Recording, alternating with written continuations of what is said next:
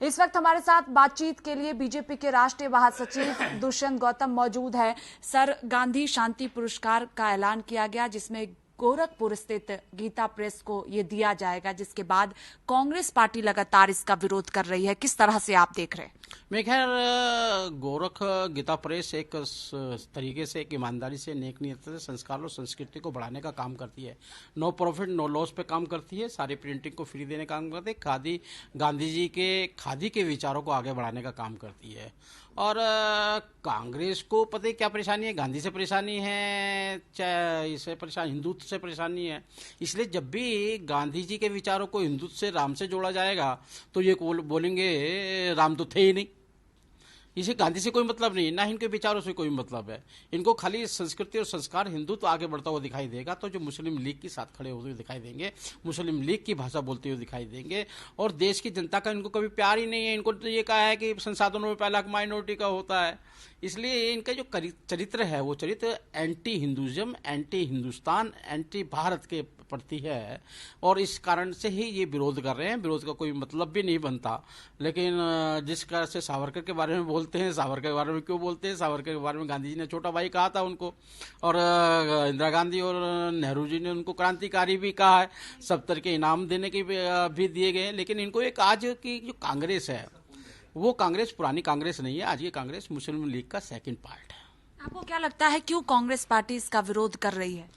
मुस्लिम तुष्टीकरण है। हिंदुओं को लताड़ना, धमकाना, गाली देना इनके एक चरित्र में आ गया है।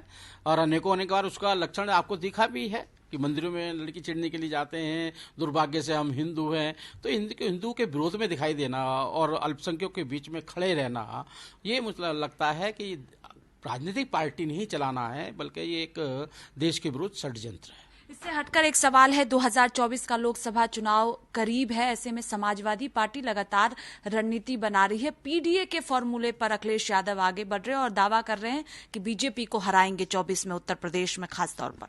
अच्छा है, आज अखिलेश जी ने यूपीए का अंतिम संस्कार कर दिया है और पीडीए शुरू हो गई है।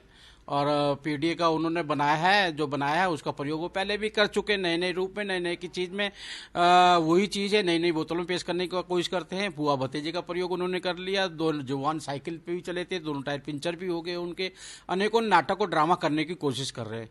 मेरे ख्याल देश जान चुका है कि वो एक खाली अपहरण का माफिया चलाने वाले हैं, गुंडों के साथ में खड़े होने वाले हैं। और आज भी कोई भी गुंडा, असामाजिक तत्व मरता है या किसी प्रकार की सजा होती है तो उनकी आंखों में आंसू आ जाते हैं। तो उस प्रकार से चल रहे हैं। मुझे लगता है कि आने वाले समय में उनका कोई भविष्य नहीं है, खाली ये नाटक और ड्रामा करने के अलावा। अखिलेश यादव लगातार सभी विपक्षी दलों को कह रहे हैं साथ आने के लिए, जिससे बीजेपी को हराया जा सके। और ये भी लगता है आपको कि क्या मायावती के रास्ते पर अखिलेश यादव आगे बढ़ते हुए दिख रहे हैं? देखिए कि सभी लोग कहते हैं एक आने चाहिए। केजरीवाल कहते हैं सबको एक आना चाहिए, मेरे अध्यादेश पास कराओगे तो एक है, वरना बिल्कुल अनेक है। इसलिए गाली देना शुरू कर देते हैं। आज वो कांग्रेस को खुल खुल के गाली बक रहे हैं आज को। उधर ममता बनर्जी जी कहते हैं कि मैं वेस्ट बंगाल में कोई भी सीट नहीं दूंगा जहां पे कांग्रेस और कोई भी पार्टी वामपंथी खड़े नहीं हो सकते, जान से मार दूंगी, और जान से मारने का काम भी कर रहे हैं। तो कैसे इनका एकता किस प्रकार से मानते हैं आप?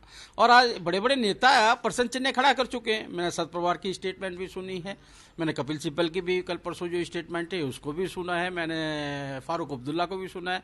सभी लोग कहते हैं कि ये सपना है, खाली दिन में सपने देखने के बराबर है। क्योंकि नीतीश कुमार बिहार के अंदर जवाब नहीं दे पा रहे।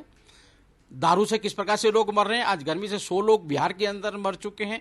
किस प्रकार से खुला आम गुंडा राज चल रहा है वहां पर, अपहरण का व्यापार चल रहा है वहां पर, खुलेआम गोलियां चल रही हैं। उनसे मुंह छुपाते हुए अनेक अनेक प्रांतों में नाटकों को ड्रामा करने के अलावा कुछ नहीं कर रहे सब लोग। बहुत शुक्रिया बातचीत के लिए। देखिए, साफ तौर पर कहना है कि अखिलेश यादव कोई भी फॉर्मूला सेट कर ले, लेकिन 2024 में काम नहीं आएगा। बीजेपी बड़ी जीत हासिल 2024 लोकसभा चुनाव में करेगी। कैमरा पर्सन डीके के साथ स्वाति पाठक, भारत समाचार, दिल्ली।